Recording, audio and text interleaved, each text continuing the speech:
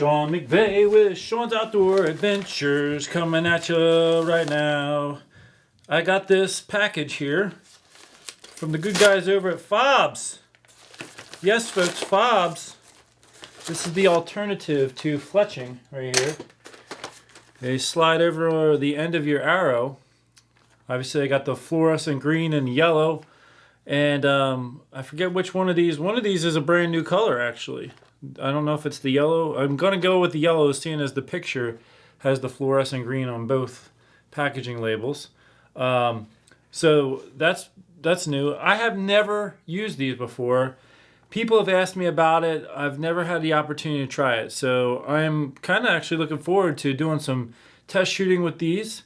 And I'm going to, I think, get set up with an affiliate account with them. But yes, I am looking forward to slipping these on the back of the arrows and trying them. Alrighty, there's that.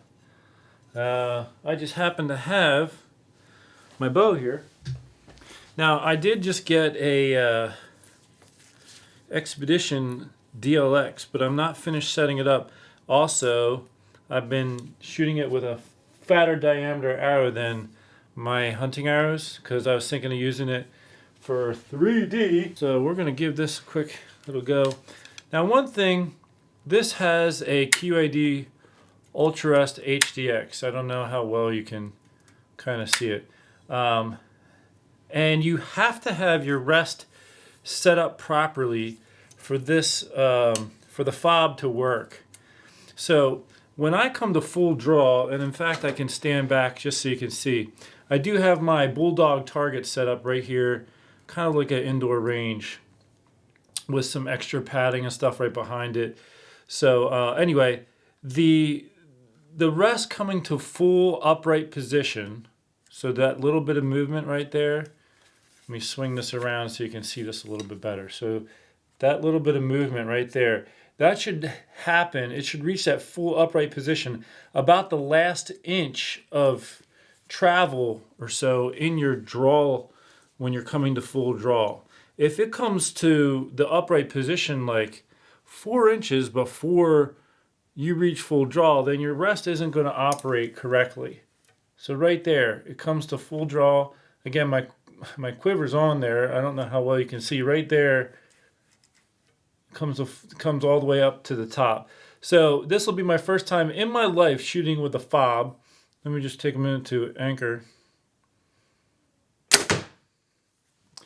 All right, so I was aiming at my top circle. All right, so there it is. All right, so just grab the arrow. As we saw, my shot was, it was still in the black, but it was to the left side of the black. One thing I noticed when I was trying to anchor is the FOB was hitting my face with the way that I anchor. And again, that's the first time in my life that I ever drew back an arrow with a FOB on it. Let me just feel this again here. So,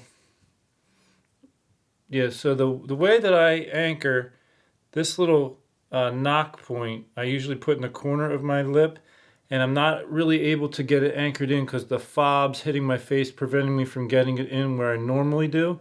So what I would have to do if I was going to shoot the FOBs is make some adjustments to how I anchor. But I can tell the arrow's flying pretty straight. I can tell by the way it is in the target there. And it's kind of a neat concept. So I'm going to play around with it a little bit. And I had zero problem with it, contacting the rest because my rest is set up properly. But it is a pretty neat concept. And as far as like refletching, I actually had just purchased some fletching because I need to redo some arrows. So it would be nice if it was just a matter of sliding those on the end of your arrows and you're all set to go. I think they're kind of neat. But we'll see how things progress in the future as far as if I'll hunt with them or not. We'll see. I will have to make some changes to the way I'm anchoring in order to use them. I can tell you that right now just by the way that, it comes in contact with the way that I have been anchoring. So that could be something too, like if you want to give them a try, depending on how you anchor, that's something to be aware of. And you just need to make sure that your arrow rest is set up properly in order for you to not get any contact. I had 2 shots right in front of you, and there was no noise, there was no contact, and good arrow flight. And that second shot was actually closer to the center than my first shot, because I knew what to expect a little bit, and I focused in a little harder on that shot. Well, you know what I decided to do is just grab a couple other arrows real quick, just before closing out this video. FOBs versus fletching, and just got a couple examples of fletching here. So obviously here's the FOB right here. These are your traditional blazer veins, like the little 2-inch veins. This is a 4-inch vein right here. And I've been shooting with 4-inch white veins for a few years now. One is because I video my hunts, and that white shows up, if you're not in snowy conditions, that white shows up pretty well in the wild. And, you know, so those are some of the reasons why I've used the 4-inch. However, the 2-inch does steer the arrow just as well as the 4-inch for me. Like, I've done a lot of testing, shot fixed blade broadheads all the way out to 40 yards and hit just as well with the 2-inch blazer veins that I did with the 4-inch.